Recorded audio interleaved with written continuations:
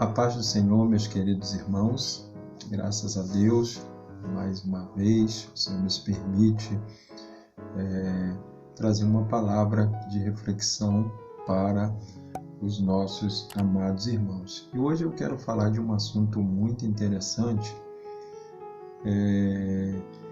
e muito atual para o momento que nós estamos vivendo. Eu quero mencionar um pouco sobre a questão da depressão. Eu vou usar o Salmo de número 43, o versículo de número 5, quando o salmista diz: "Por que estás abatida, ó minha alma? E por que te perturbas dentro em mim? Espera em Deus, pois ainda o louvarei. Ele é a salvação da minha face e Deus meu." A experiência cristã, ela processa-se em 3 níveis, Que, em primeiro lugar, nós vamos chamar esse primeiro nível, são chamados dias do cimo da montanha, em que tudo vai bem e o mundo parece cheio de sol. É, porém, irreal pensar, como fazem muitos, que podemos passar a vida pulando de um para o outro pico da montanha, como se não houvesse planícies ou vales entre eles. Depois temos os dias chamados dias comuns. Portanto, são aqueles dias em que fazemos nossos trabalhos usuais e não sentimos nem exultantes e nem deprimidos. São dias normais, dias comuns. Mas em terceiro lugar vem chamados dias sombrios, quando nos arrastamos pesadamente através do desânimo, desespero, dúvida e confusão.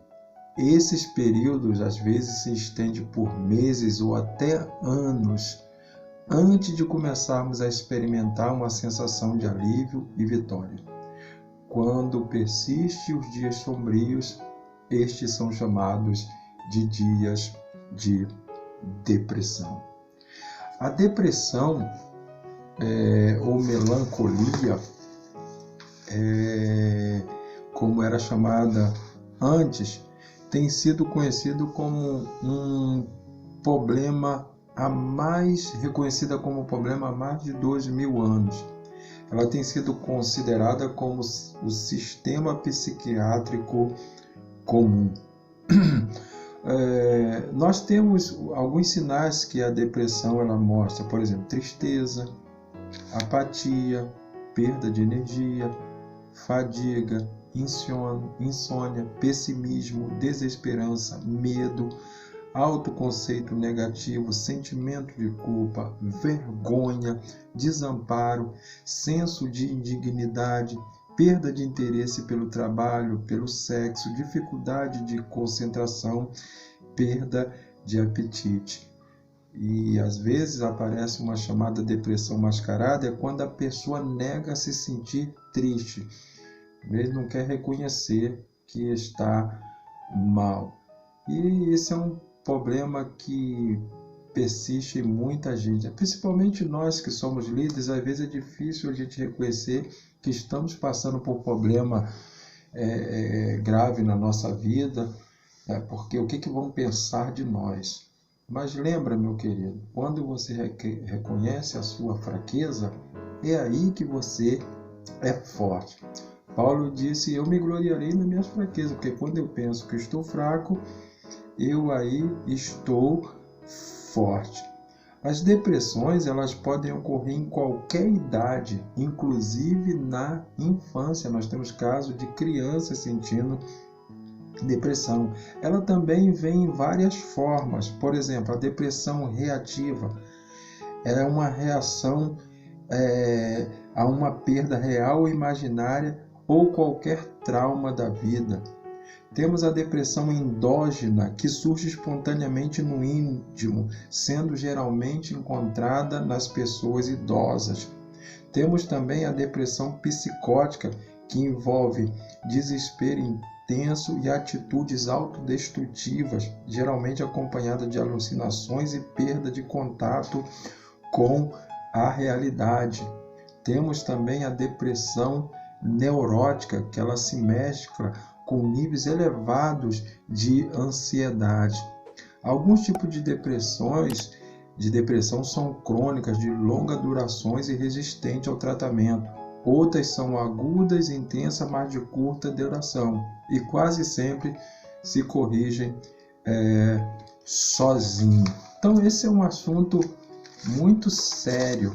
Segundo um psicólogo, a predominância da depressão no mundo hoje é estarrecedora.